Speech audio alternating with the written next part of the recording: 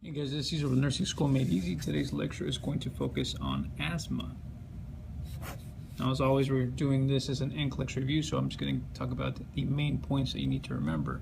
But before we get to that, let's talk about some basic A&P. Now, here we have your chest. Remember that you're going to have your trachea, right?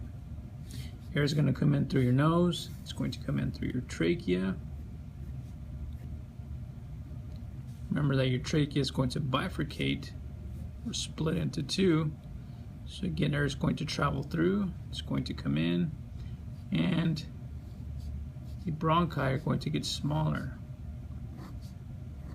They're going to become the bronchioles. Okay, so air is going to come through.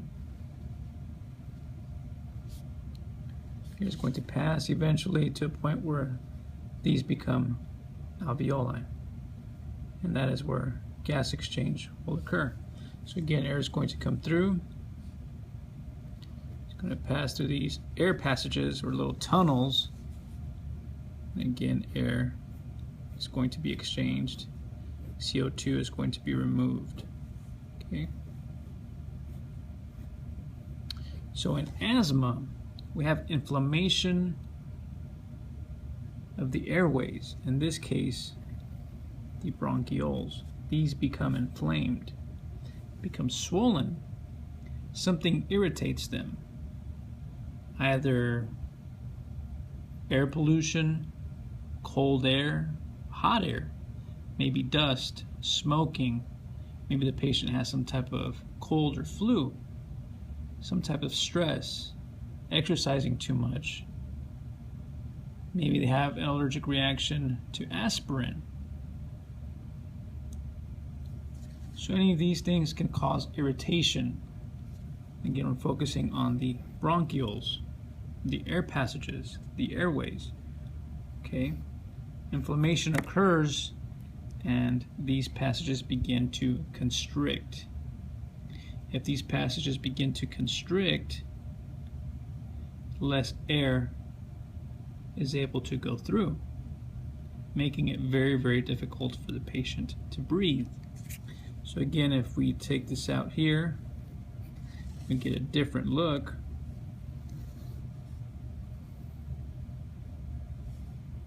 we have this kind of a view here. Now remember that these are covered by smooth muscle. Now because these are because these are covered by smooth muscle, constriction or dilation can occur. Now again, if this gets smaller due to constriction,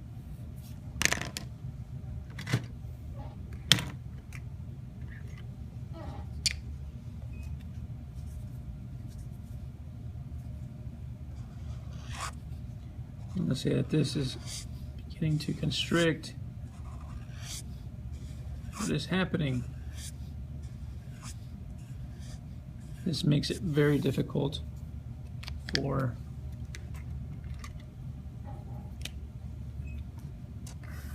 air to get through. A couple of interesting things happen. Air can't get through and air cannot leave, or CO2 cannot leave. Okay? So this is again the very, very basic scenario. So in asthma, what we need to focus on, what we need to do is give medications that are going to reverse this, that are going to cause bronchodilation. So we need to turn this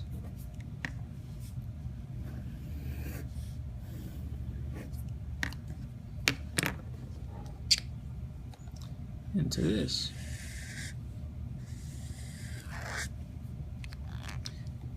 As a result, air will be able to move in and out.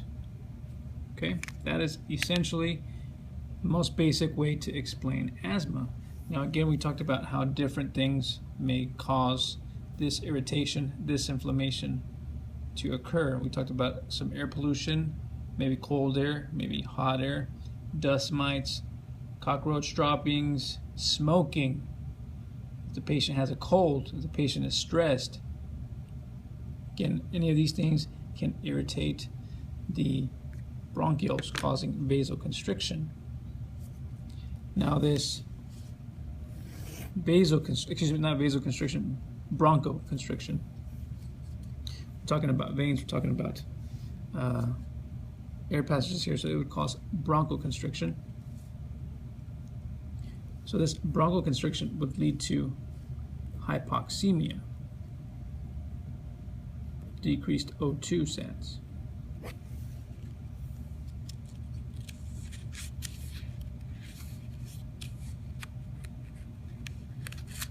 Now, I want to mention something here briefly, and then we'll focus in on our clinical manifestations. One thing that we talked about is how air gets trapped, okay? So because a patient is hypoxemic, they may begin to hyperventilate in an attempt to bring more O2 in.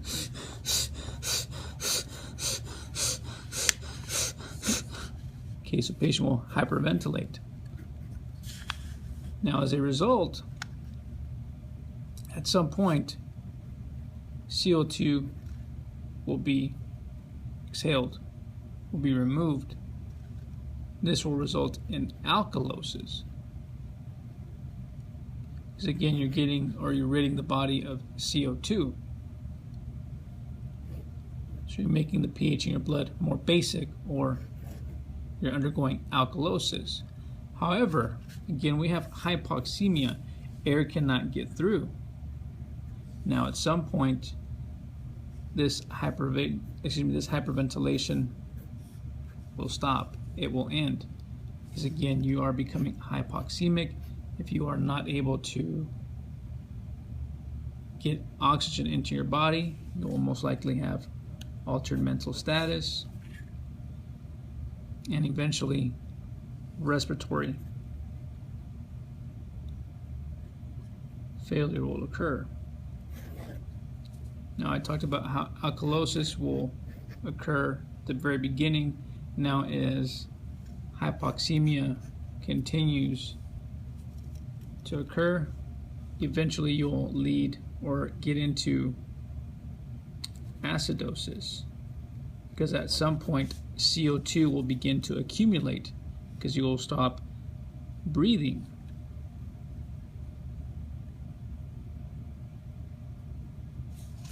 Okay, sorry, you can't see that. Again, in the very beginning, yes, you're going to be blowing off CO2 because again, you're going to be hyperventilating. If, however, oxygen cannot be supplied to your body, to your brain, respiratory failure will kick in, at which point you will become acidotic or acidosis, and this acidosis again will result in respiratory failure. Okay, that's going to play into our clinical manifestations here shortly. So let's talk about those.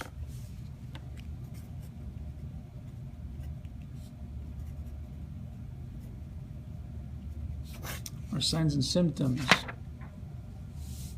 Number one, wheezing. And again, this has to do to that constriction, that bronchoconstriction.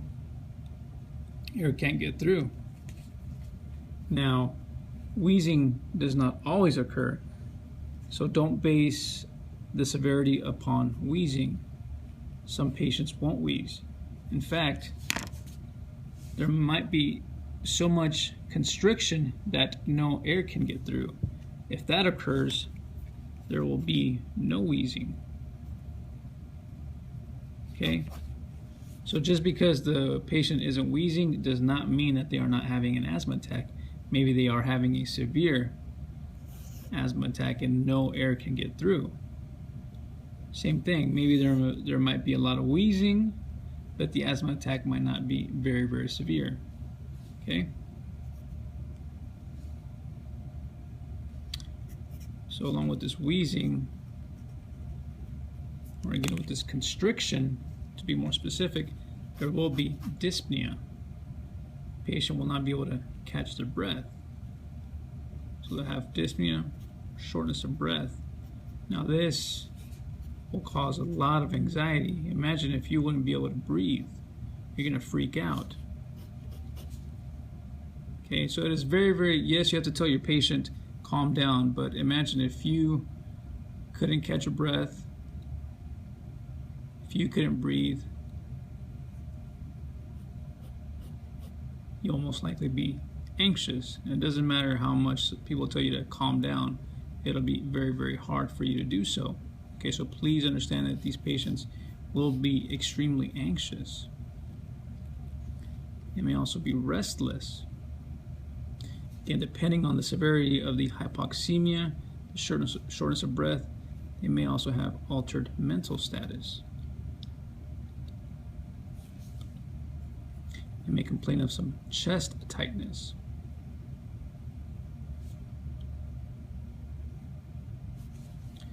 Something that you may notice is prolonged expiration. Now, a little bit ago I talked about how air gets trapped because of the constriction. So if you're taking a deep breath in, well, the only way that you can exhale is if there's a way for that air to get out, right? But if there's constriction or bronchoconstriction, air is trapped. Air cannot get out. That is what causes prolonged expiration.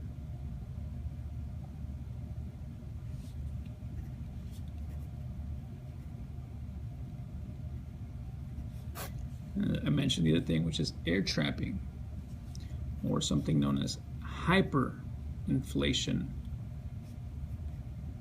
of the lungs. And this will be seen on chest x-ray.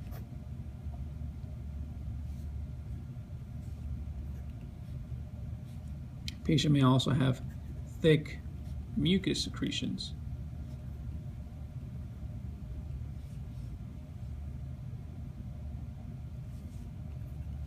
When the patient comes in, when the patient is in the room, you may notice that they are in a bent forward position, leaning forward. Again, that's to help the lungs expand.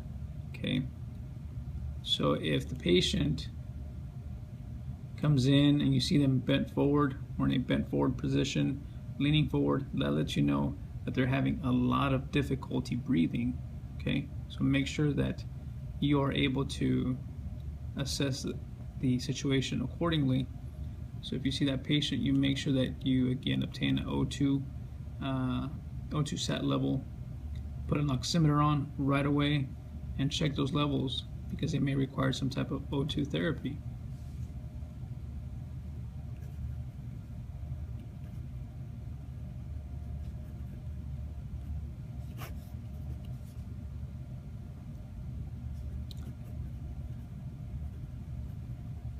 Heart rate, again, we talked about how they will be extremely anxious. They will most likely suffer from tachycardia. So heart rate above 120 typically, along with a respiratory rate of more than 30.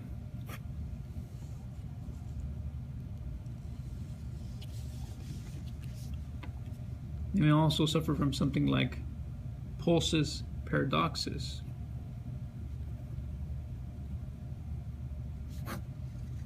or a decrease in blood pressure during inspiration.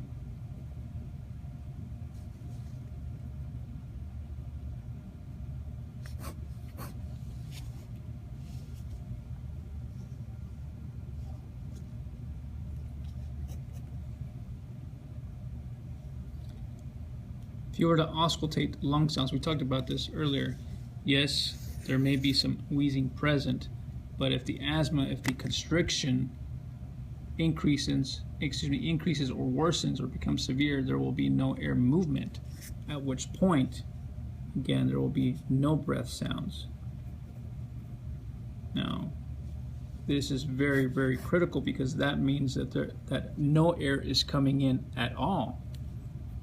So this may be a sign of respiratory failure. That is a medical emergency that needs to be resolved right away. No oxygen is coming in, no oxygen can go to the brain, no oxygen can go to the heart. So again, this is a severe medical emergency.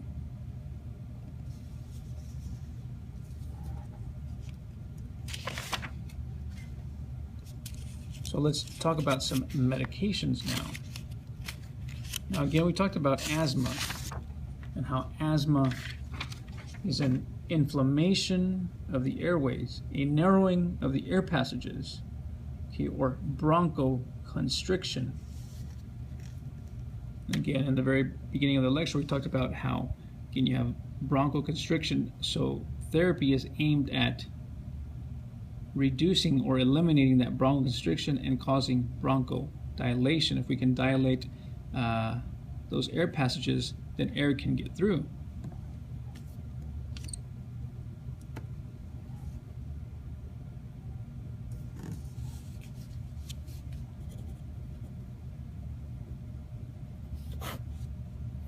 So again, therapy is going to be geared at causing dilation or eliminating inflammation, getting rid of edema.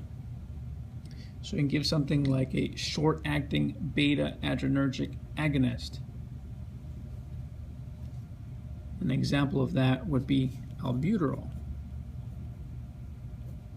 And again, you can write this down: short-acting beta-adrenergic agonist. Think books abbreviate this like so. So again, the gold standard is albuterol. Now this can be given by nebulizer, or with something called a metered dose inhaler, MDI. Again, the purpose of this is to cause bronchodilation, to open up those airways. Now,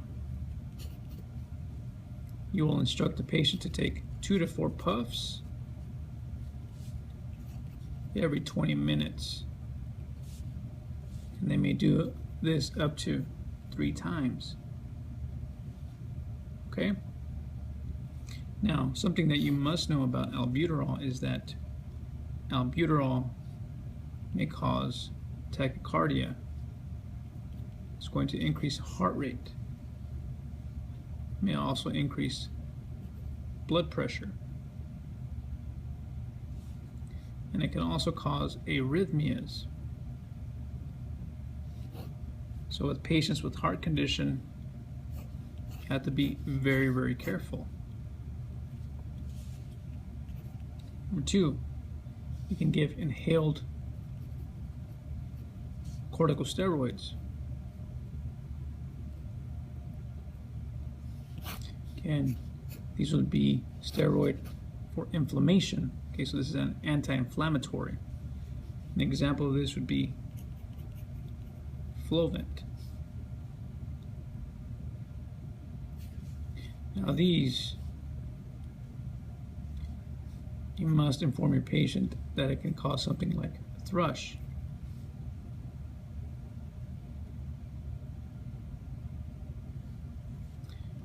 So you may tell your patient to use a spacer. You will also tell your patient to gargle with water or with mouthwash to prevent thrush.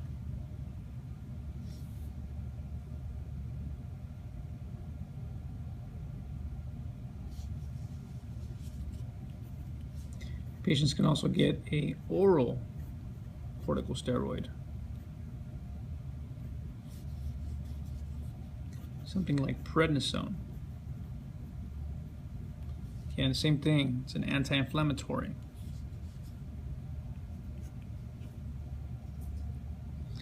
If, however, this would be in a scenario where it is not emergent. If, however, there is an emergent scenario, you may give IV corticosteroids.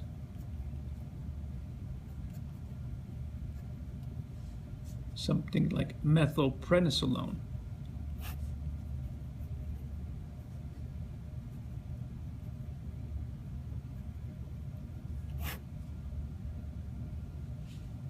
Now, this can be given every 4 to 6 hours. Again, this will be determined by what the physician wants.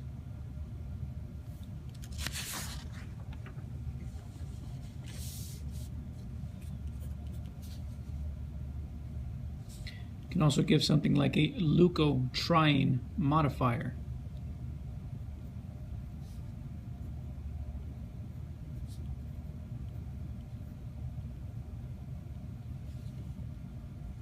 This is something like accolate, singular, Zyflo.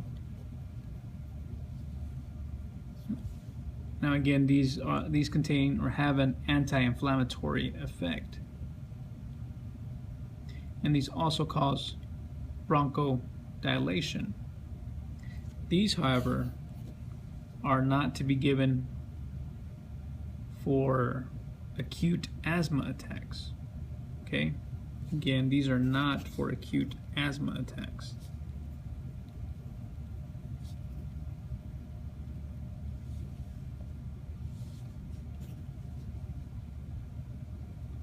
You can also give something like theophylline.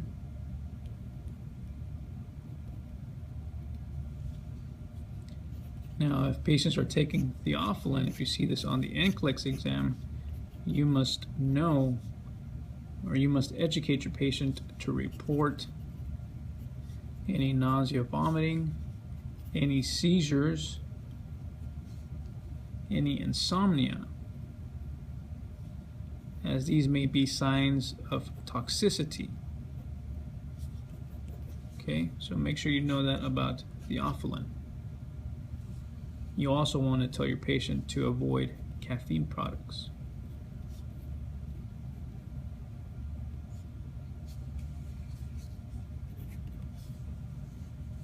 Number 7, the anticholinergics.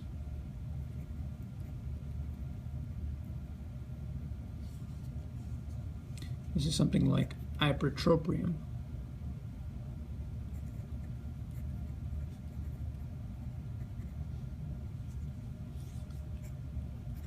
Otherwise known as Atrovent. Now, inform your patient that this may cause dry mouth.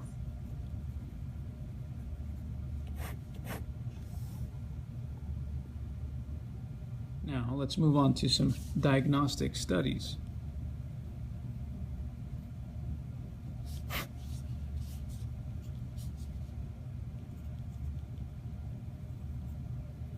Patient may be asked to do something like a spirometry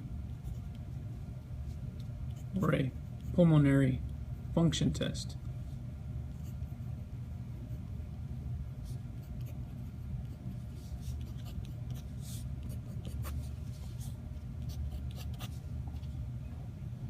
Now, if they are going to have a pulmonary function test, you will make sure that you inform your patient to stop taking their bronchodilator medication for 6 to 12 hours before the exam. Again, you will remind your patient to stop taking their bronchodilator medications for 6 to 12 hours prior to the pulmonary function test. So make sure you know that for the Nclex. Number 3, you may check for serum eosinophil counts.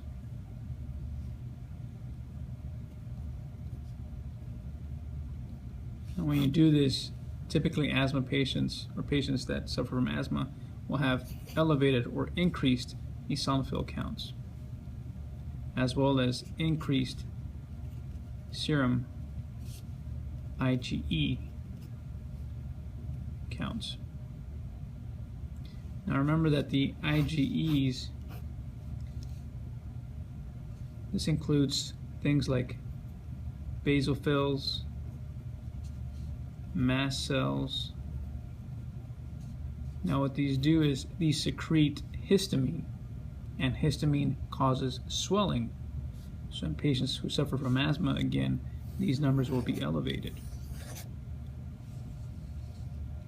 Patient may also have something like an allergy skin test.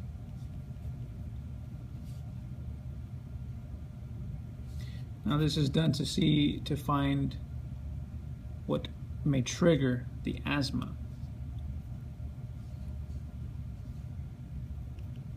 If, however, the patient cannot get an allergy skin test, for example, maybe a patient that suffers from eczema, if they cannot do again the allergy skin test, something called the RAST test may be performed. Now the RAST test is a blood test.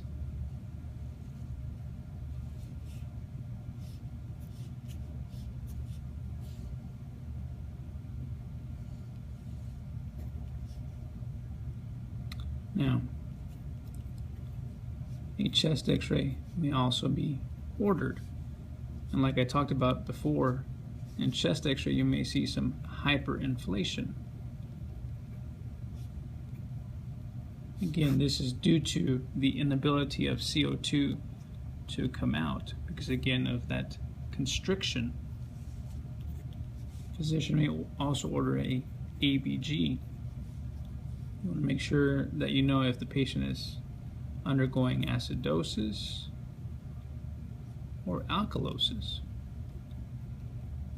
Again, if the patient is undergoing severe acidosis, that may be a indication that the patient is starting to go into respiratory failure.